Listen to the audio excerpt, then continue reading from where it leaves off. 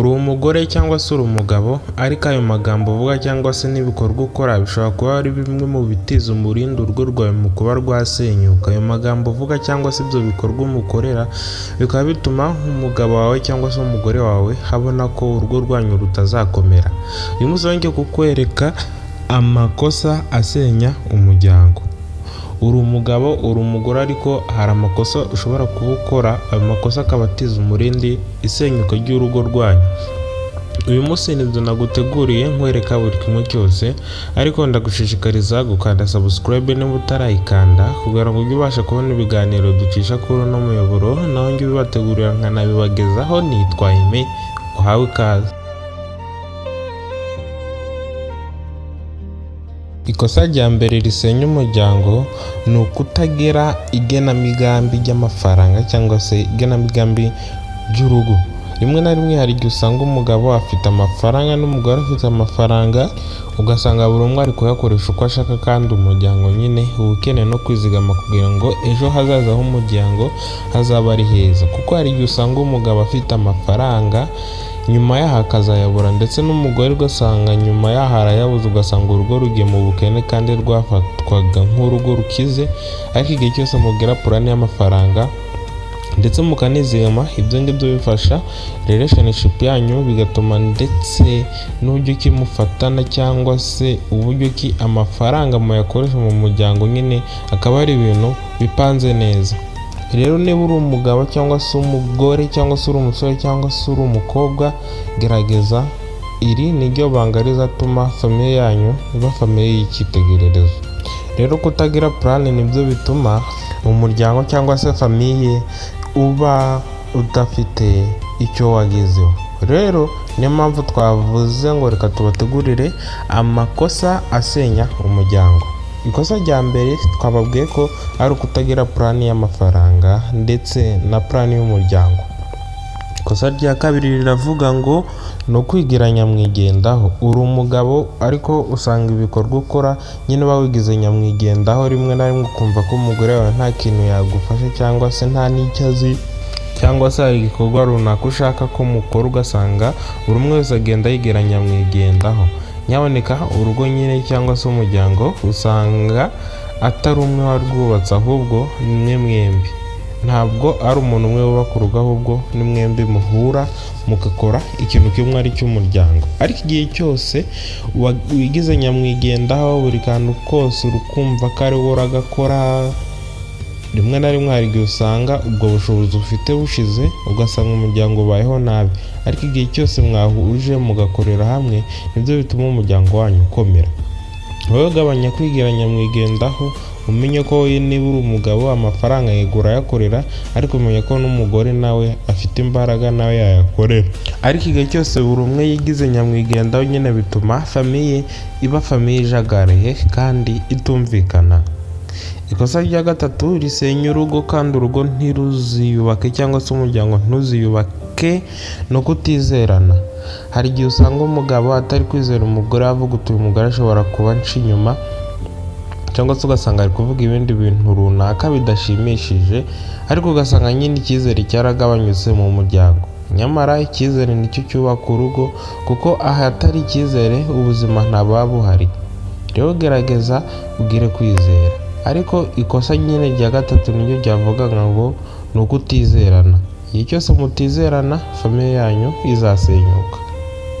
Ikosa rya kane rizakwereka ko famiye yawe cyangwa se umuryango wawe ugana isenyuka ni ugushyira amabanga y'urugo hanze.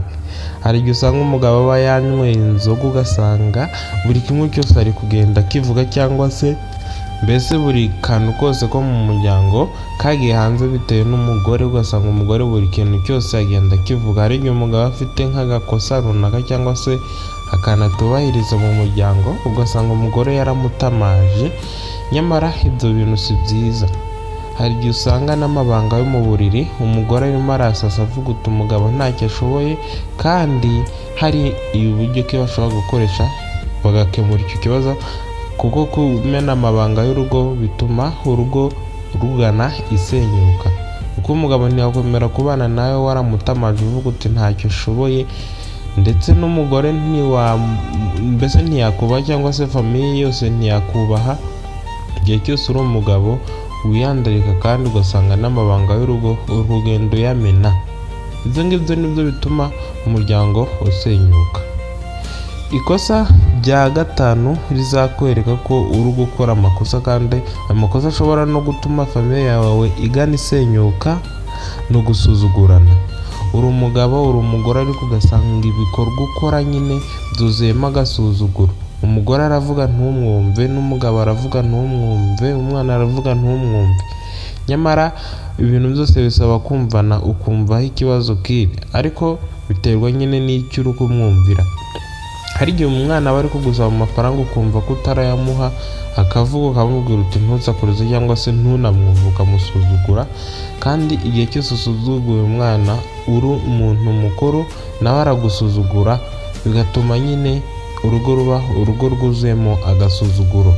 Rero igikorwa cy'agasuzuguro cyangwa se gusuzugurana ni kimwe mu nkingi zituma famiye isenyuka. Ikosa rya gatandatu rizasenya urugo rwanyu cyangwa se umuryango ni ugucana inyuma. Nk'uko nari mbivuze, hari igihe usanga umugabo aca inyuma umugore ugasanga ari kumena amabanga, ariko igihe cyose umugabo yagiye guca inyuma umugore we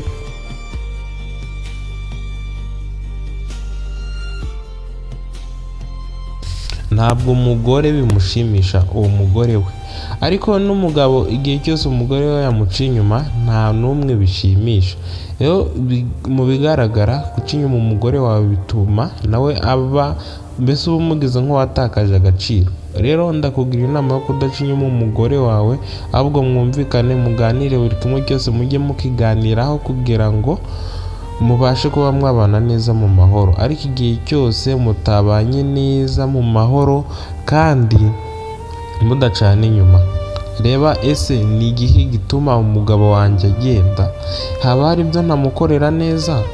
Yaba se ari njye umubwira amagambo mabi? Buri kimwe cyose mubanze mukirebeho, then wigarure.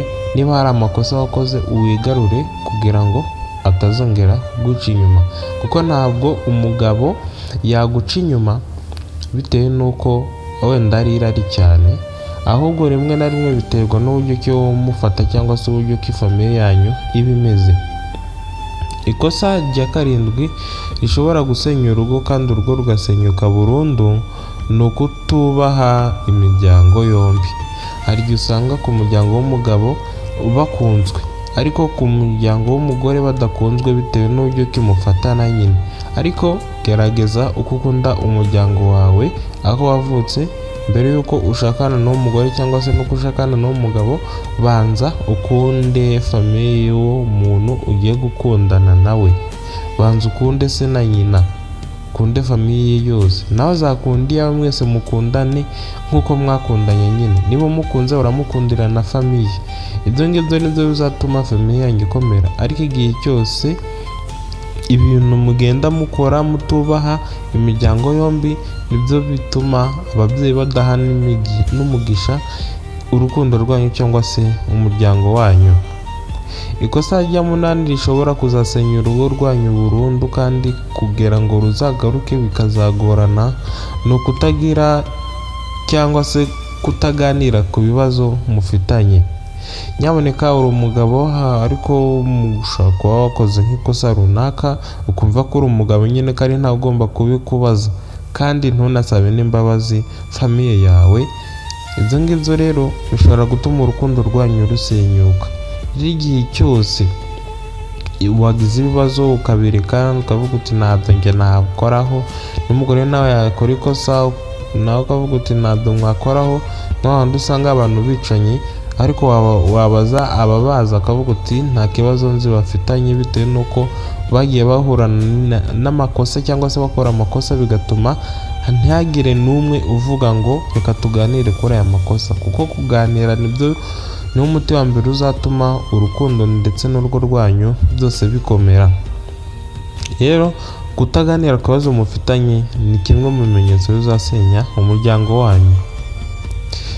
Ikosa rya kenda rishobora gutuma urugo rwanyu rusenyuka burundu no kugendera ku bandi. Izo nshuti za cyangwa se abo bandi bakubwira uburyo ko ibintu bishobora gukorwa ariko ugasanga wowe ubushobozi ufite ntibikunda, ukumva ko nyine urabagenderaho, ariko igihe cyose nyine wagendeye ku bandi bishobora gutuma urugo rwawe rusenyuka bitewe n'uko imbaraga abandi bakoresha sizo wowe ukoresha.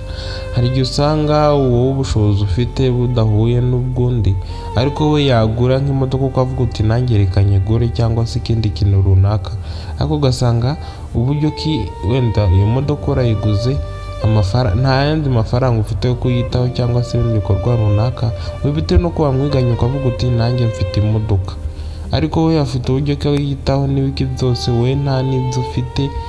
We igihe cyose wagendeye ku bandi hahandi usanga wasebye, ugasanga n'ibyo wakabaye waragezeho biranze bitewe n'uko wagize kwiyemera ndetse n'ubuteganye buke.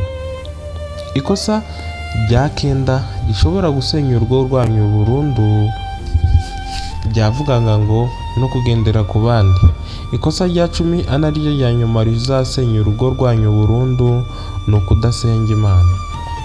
Nyaboneka urugo rutarimo Imana nyine nawe urumva nta kintu kizima kiba kirurimo. Rero gerageza ganiza umugore wawe ndetse munibuke gusenga Imana, kuko nibyo bizatuma famiye yanyu ikomera kandi ikaba famiye y'icyitegererezo muri famiye zose zo mu Rwanda.